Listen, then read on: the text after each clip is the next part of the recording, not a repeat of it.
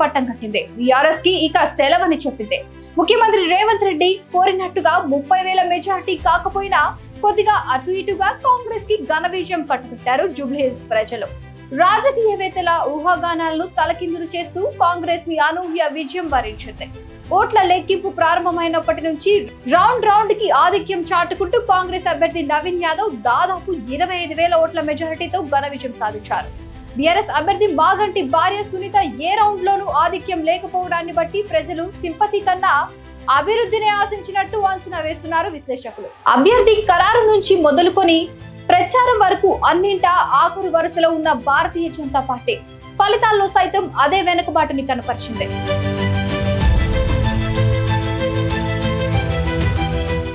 గెలుపు ఉత్సాహంలో కాంగ్రెస్ పార్టీ కార్యాలయాలు కలకల్లాడాయి. గాంధీ భవన్, మినిస్టర్ క్వార్టర్స్లలో కాంగ్రెస్ నేతల్లో ఆనందం తొణికిసలాడుతోంది. పార్టీ కార్యాలయాల్లోనూ స్వీట్లు తినిపించుకొని సంబరాలు జరుపుకున్నారు కాంగ్రెస్ నేతలు, కాంగ్రెస్ నాయకులు. కార్యకర్తలు పార్టీ కార్యాలయాల్లో పెద్ద ఎత్తున బాణసంచా కాల్చారు.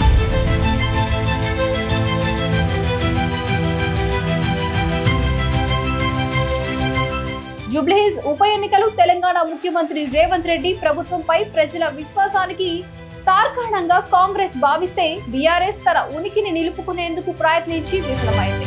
మరీ ముఖ్యంగా ముగ్గురు ప్రధాన నాయకుల మధ్య పోరుగానే జూబ్లీహిల్స్ ఎన్నికలున్నాయి.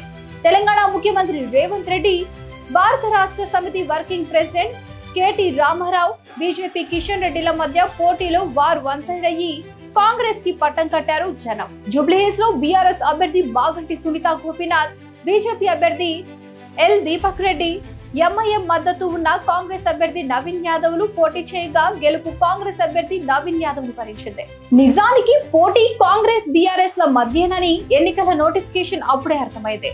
అభ్యర్థి ఖరారు మొదలు ప్రచారం వరకు ముందున్న బీఆర్ఎస్ కాంగ్రెస్ తో తలపడలేకపోయింది.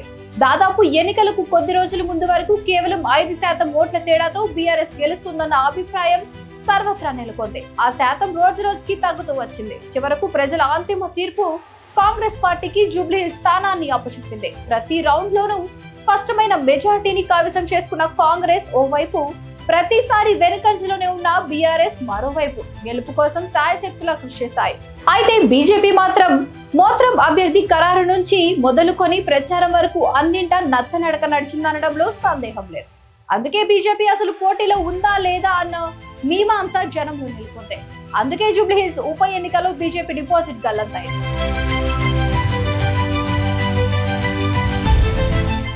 మంత్రులందరినీ వీధుల్లో నిలబెట్టిన కాంగ్రెస్ ప్రచార సరళి ఫలించింది.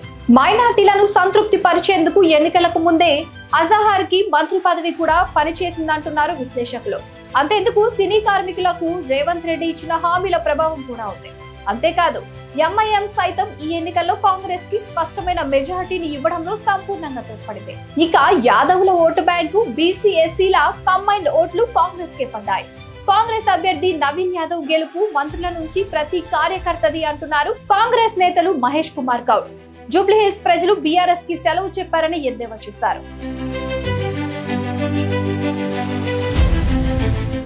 సెంటిమెంట్ ఓట్లతో ఖచ్చితంగా గెలుస్తారనుకున్న మాగంటి సునీత ఆఖరి రౌండ్ పూర్తి కాకుండానే కౌంటింగ్ సెంటర్ నుంచి బయటకు వెళ్లిపోయారు. బీఆర్ఎస్ అభ్యర్థి మాగంటి సునీత నైతిక విజయం తనదేనన్నారు.